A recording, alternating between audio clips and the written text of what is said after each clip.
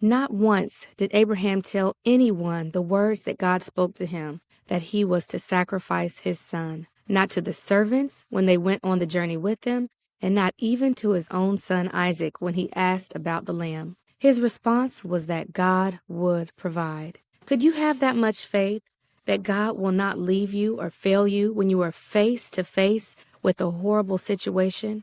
Can you stand on God's word, knowing things look the total opposite of what God has promised you? This is why it's so important for us to watch what we say. Never come into agreement with what you don't want to happen, no matter how bad things may look. Abraham loved God with all of his heart, and I'm sure he held on to the fact that God would not bless him with a son just to take him away. And because of Abraham's faith, right as soon as Abraham tied up Isaac, placed him on the firewood, drew out his knife to him, God stopped him. God provided a ram in a bush just in the nick of time for him to use as a sacrifice instead. Because Abraham was faithful and he fully trusted God, God blessed him more than he could have ever dreamed or imagined. And although this situation is very extreme, are there things God is asking you to do today that you're scared to do for fear of rejection, embarrassment, or uncertain how it will turn out? If Abraham was able to trust God in the middle of possibly having to sacrifice his only son with Sarah, surely we can do what God is asking of us today.